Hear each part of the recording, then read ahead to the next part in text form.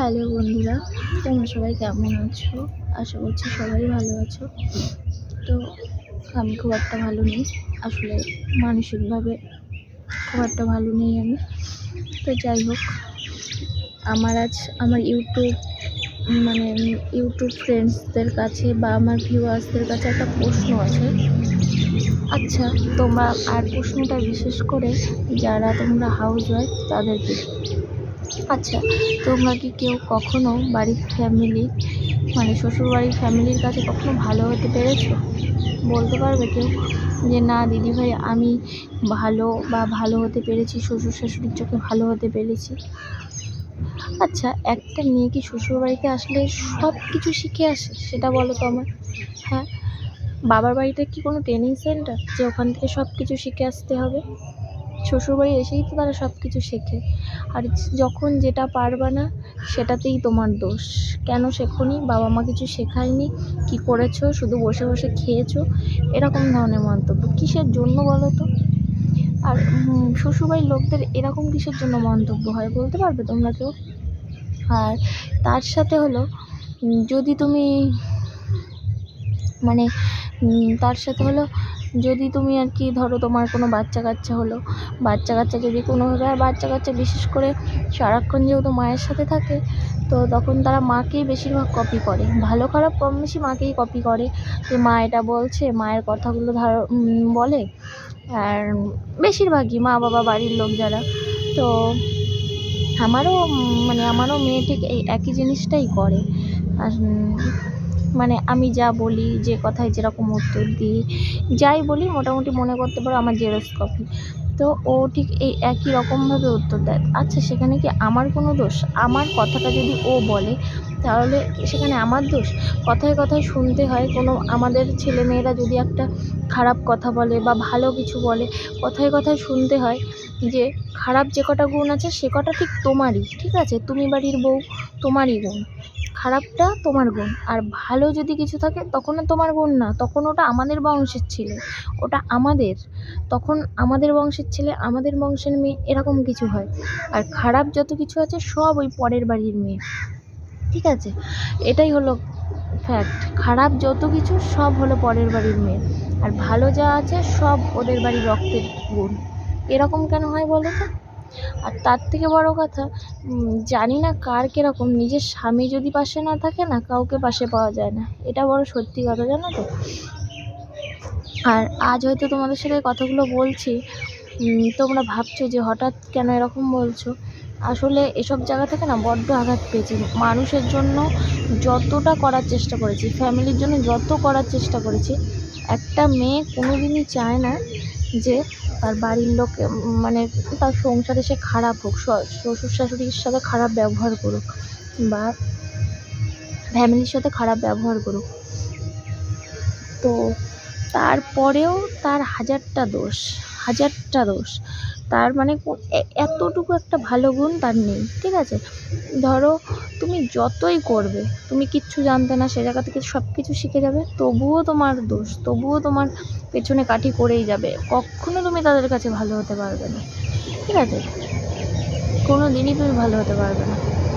আর তার সাথে হাজব্যান্ড কার কেমন জানি না, প্রত্যেকটা হাজব্যান্ড হয়তো এরকম হয় না, তো জানি না কার কীরকম। তো আমার ক্ষেত্রে হয়তো আমার এই দিকের কপালটাও পোড়া, কখনো বোঝারই চেষ্টা করে না।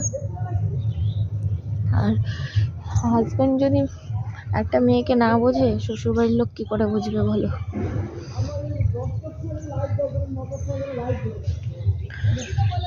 আজ অনেক কষ্টের থেকে কথাগুলো বললাম, জানো তো। ওদের জন্য যতই কিছু করো, ওদের কাছে কোনোদিনও ভালো হতে পারবে না।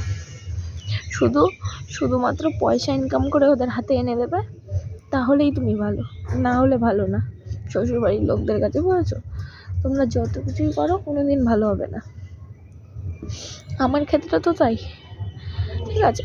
আর তার থেকে যদি বাবা মা একটু গরিব হয়, বাবা মা যদি কিছু দিতে না পারে, তাহলে তো আর কোনো কথাই নেই।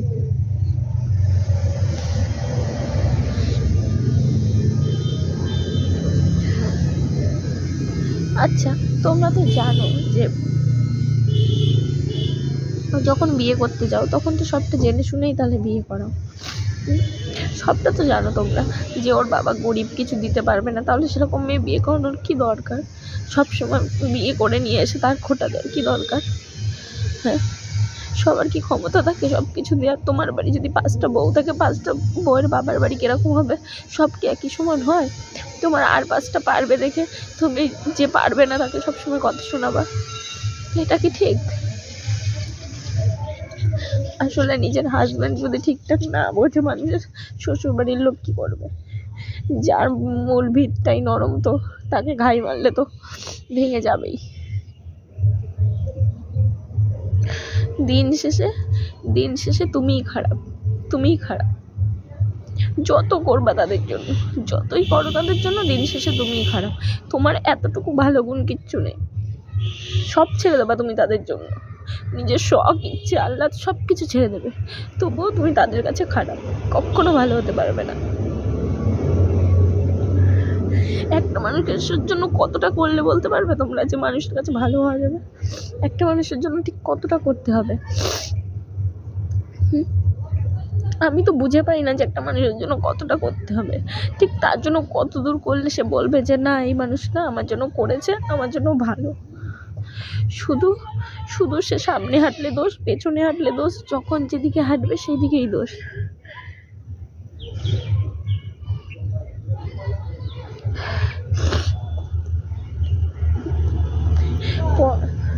পরের বাড়ির মেয়ের সবসময় দোষই থাকে, আর বাবা একটু যদি গরিব হয় তাহলে তার কোনো কথাই নেই।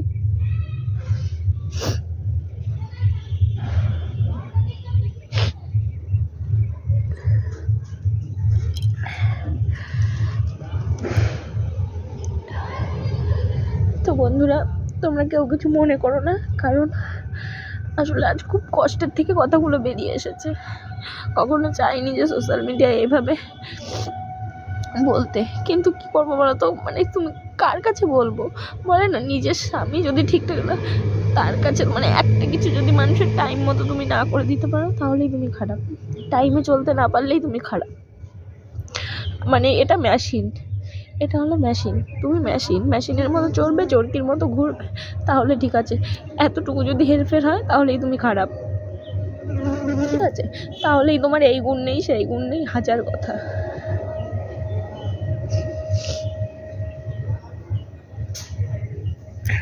সঙ্গে তার সাথে বাবা মারও কথা শুনতে হয়।